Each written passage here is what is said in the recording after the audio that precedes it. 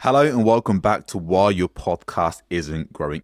In this episode, you'll discover how to write attention-grabbing episode titles that your listeners can't ignore. What an invaluable skill. We all need it. Episode titles. Can't live with them, can't live without them. That's a tagline for this episode today. But you're all right, mate. I think we can't live without episode titles. At the end of the day, that's a massive piece when it comes to attracting new listeners to your podcast. When you're promoting your podcast, what you need to have that's going to grab some attention, an amazing episode title. When someone discovers your podcast organically through podcast SEO, searching on Apple and Spotify, what's going to grab their attention? A good episode title. What do your subscribers and loyal followers need week on week to keep them engaged and actually get them to listen, even though they already know you and already love what you do? Good episode titles. And that is why we're going to be breaking down how you can write irresistible titles, because honestly, we've seen our fair share of bad titles, right, Ty? We've seen our fair share of bad titles. When we come across a good title, we're like, holy crap, this is amazing. It grabs our attention.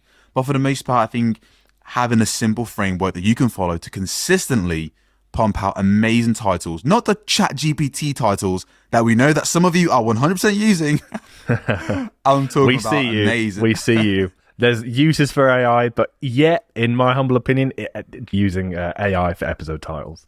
And why is that, simply mate? too much nuance. There's too much nuance, and AI is simply not good enough to beat a human at episode titles, and you just can't afford to sleep on episode titles. Show notes, cool, great. You get them in a nice format. You could sure improve them as a human just by tweaking a couple of words here and there, but it's the 80-20 rule, right? Episode titles, however, you can't afford not to have irresistible episode titles, and AI simply gives you good but not irresistible episode titles. So don't rely on it. Right? Don't be lazy. Learn the skill of writing good episode titles and take back the power yourself. So, without further ado, let's dive straight in. So, Todd, I guess when it comes to episode titles, there are different types of podcasts, right?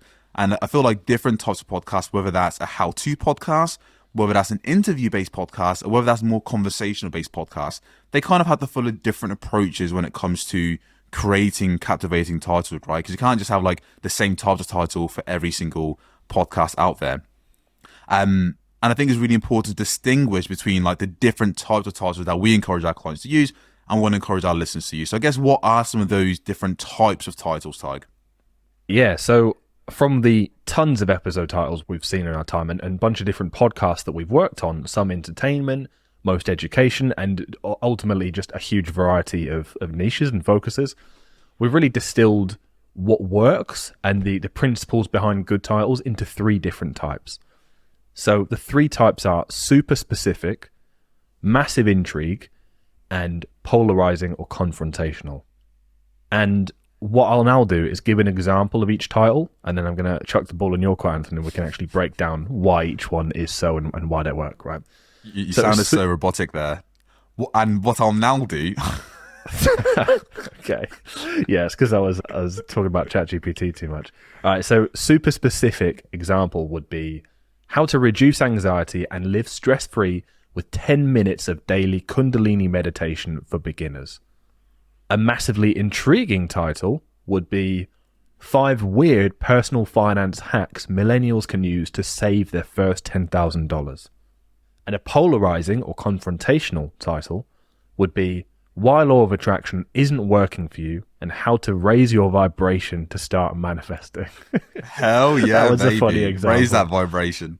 So those are really good examples there, mate. And I think that kind of illustrates the point of like different types of titles. And as you listen to this through, we really want to encourage you to think to yourself, okay, with my past episode titles, which one do they fall under? Or do they fall under none of them? And if so, that's probably an issue right there. But you should be able to see the patterns that when we're going through these examples, like Tug mentioned, was super specific, how to reduce anxiety and live stress-free with 10 minutes or less, with 10 minutes daily Kundalini meditation for beginners. Again, we're really calling out, number one, who's this for? People who suffer with anxiety. What do they want? They want to live stress-free. This is, again, very specific. And even the method in which we help them solve this problem is also specific. 10 minutes daily Kundalini meditation for beginners. Again, very clear, very specific. And I guess how to think about this is if you have a how-to show, it should be super specific. And you should really focus in on the pain points, how to reduce anxiety, or Focus on the desired outcomes that your listeners want. And how can you make it feel easy for them? Fast, easy, 10 minutes for beginners. You know, having those specific terminologies in your titles, again, it makes it far more appealing. Because whether we like it or not, we judge books by their covers. And whether we like it or not, people want a six-pack without going to the gym. People want to become a millionaire without doing any work. People want tens of thousands of downloads on their podcast by just sitting back and letting a company take care of the rest of it. But unfortunately, it doesn't always work like that. So what's your point? My point is, with the titles, they need to make the desired outcome seem very achievable for your listeners. If you're going to have a super specific title, make it specific, but add a desired outcome. What do people want? They want pleasure without pain, right? They want to reduce their anxiety and live stress-free, but they don't want to spend hours and hours on end trying to master meditation to maybe get things right. No, they want to spend 10 minutes a day doing a simple exercise that's going to help them with their specific problem. For you, we want to give you a simple framework that you can use to create captivating titles, not something that's going to just be like, okay, well, what do I go from here? So make sure that a title is really speaking to the need of the listeners you want to reach, exactly what they want, the pain point, and then make it feel easy. How to quickly do this, how to do this with ease. You know, all those little terminologies really help with the title. That adds a bit of extra oomph. But again, with this specific one, we're talking about how to make it very specific. So super specific titles. Yeah, and another common theme here is I think numbers, in the interest of being very specific, really quantifying things where possible really helps with this kind of angle with the title.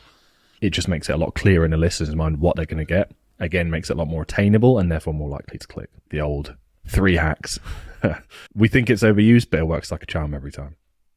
So the next type of title is the massive intrigue. And obviously all titles should have a level of intrigue, even if it's specific that should make it intriguing. What I mean by massive intrigue is we're optimizing this type of title to be intriguing. That's the focal point and the purpose of the title. So we have the example, 5 weird personal finance hacks millennials can use to save their first $10,000. So Anthony, this is still quite specific, right? Like we have the first $10,000, we have the quantifying, we have 5 hacks. Obviously we have the word weird in there, right? Which is intriguing. Why is this title playing more so on the intrigue than just being specific, would you say? Yeah, I think if we just had, let's say, personal finance hacks for millennials, so you say the first $10,000, that's super specific. Millennials, specific amount of money they want to save. But adding just 5 weird, again, it can be just a simple shift. Adding 5 weird, 5 strange, 5 uncommon, new way. That adds a level of intrigue because now we're thinking, okay, this isn't what I've got on my mind. Because people who are millennials, who are looking to save up a lot of money, they're probably consuming tons of content around this topic. Tons and tons and tons. Your listeners, if they listen to your podcast about, let's say, anxiety or about making money or about finance, they also listen to other podcasts about the same topic. And for you, if we put out a title that talks about social media or something you feel that you're very well equipped and you've consumed tons of content on, and we just say how to grow on social media, you're already guessing what you think I'm going to talk about. You already have ideas and objections as to why this podcast wouldn't be for you because you're constantly consuming that type of content. So when you just add 5 weird personal finance hacks, that adds a level of intrigue where you're, what are these weird hacks? I don't know any weird hacks. I know common hacks, but I don't know weird ones. And they're just playing with that human psychology and building that intrigue. So yes, it is possible to have a super specific title and just add a bit of intrigue into it as well at the start. That makes a huge difference to how much people pay attention to that title. So for you, if you go through your titles right now, most of them might be specific, but they're not weird. I think that's a brilliant explanation, actually, because again, like we need to be specific generally. How do we make the focal point intrigue? Even just a small thing like the psychological hack, just a word like weird, or if we wanted to make it more intriguing, we could say 5 weird hacks that most don't know about. 5 weird hacks that school didn't want to teach you, 5 weird hacks, and then you could put in brackets without investing in the stock market, if that's where people's minds would first go. Right, the point is we're really playing on making people think, okay, this isn't something I know. Okay, this is actually new. And there's plenty of ways to do this. So, in sales, we call this objection handling. Yeah, the last So one is objection handling, right? Without investing in the stock market. It's saying, no, I know what you think, but it's not that. So literally use this when you're writing your next title. If it's specific, ask yourself, what will my listeners assume this podcast is about? How can I handle their objection by adding without what they think is going to be? So again, making this useful and tangible for you every single time you write an episode. Ask yourself, what do most people think this is? And how do I add something in the title that handles that objection and eliminates it, making the episode even more attractive to the listeners you want to reach? And then Tiger gets the final one. So far, we've got super specific, we've got massive intrigue, and then we've got polarizing and confrontational. So walk me through this one, mate.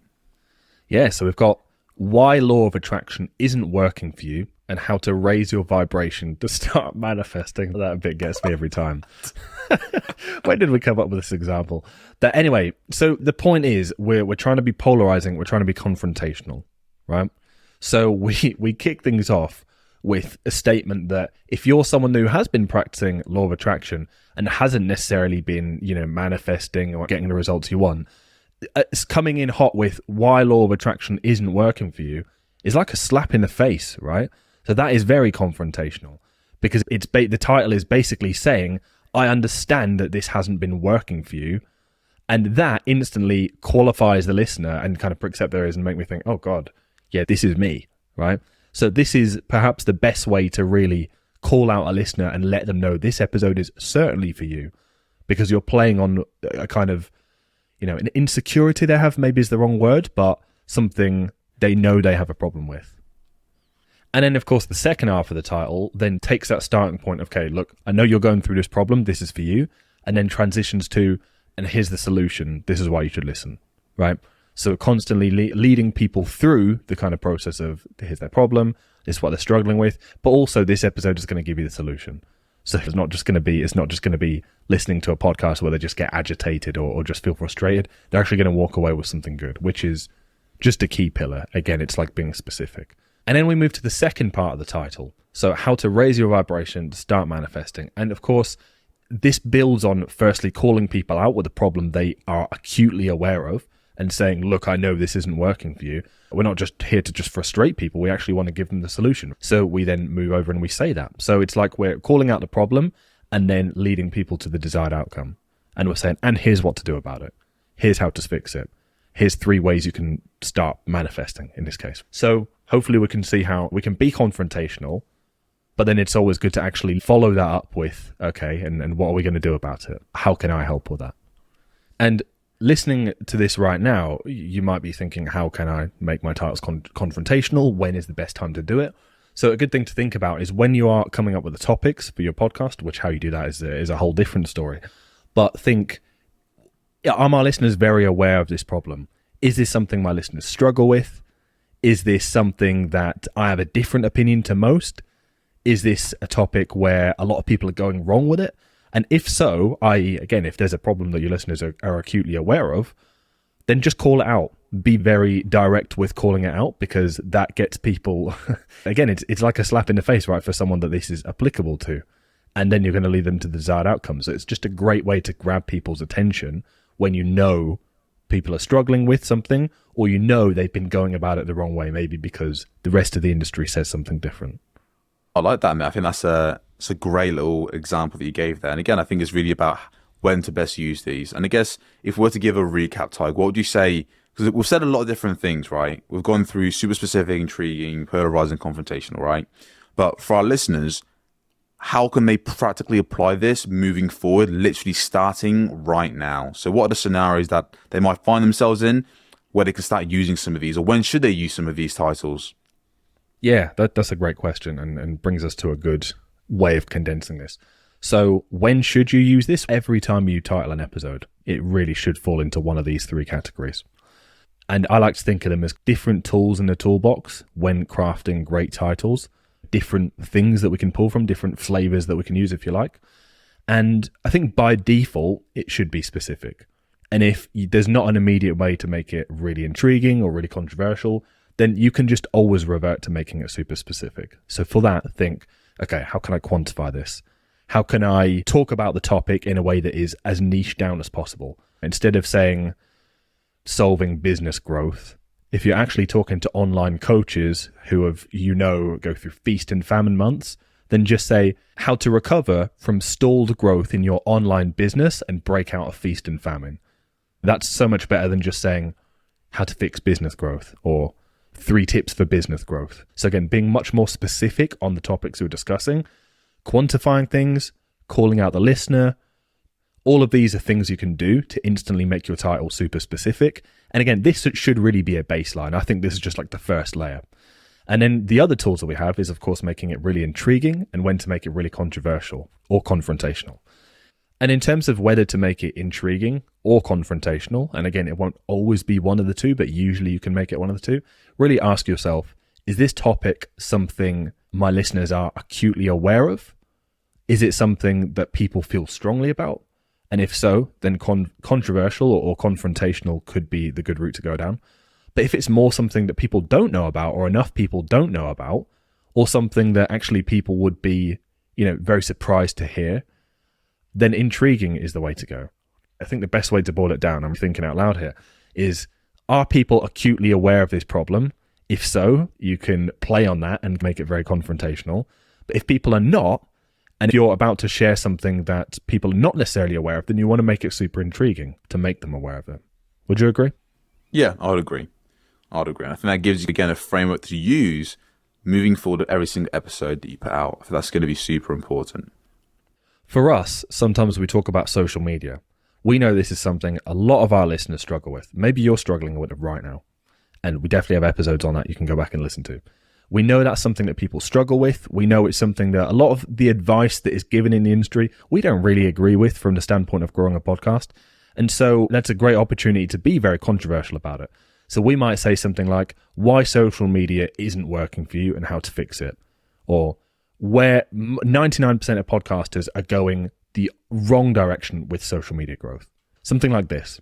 Whereas on the other hand, if we're talking about something, let's say, listener retention time, people's intros, this is something people are not as aware of. Most people think they have a growth problem. They actually have a retention problem. And so it wouldn't really work to be so controversial with that. We might want to be more intriguing. And then we might end up with something like, surprising way you might be unknowingly losing listeners. Because then it plays on people's intrigue. It's like, oh, what is that? That could be me, So hopefully that just really solidifies things, gives examples of different topics and how they fall into each category. And again, throughout all of this, just aim to be specific as a default, I would say. And there you have it. That is how you write irresistible titles that your listeners cannot ignore.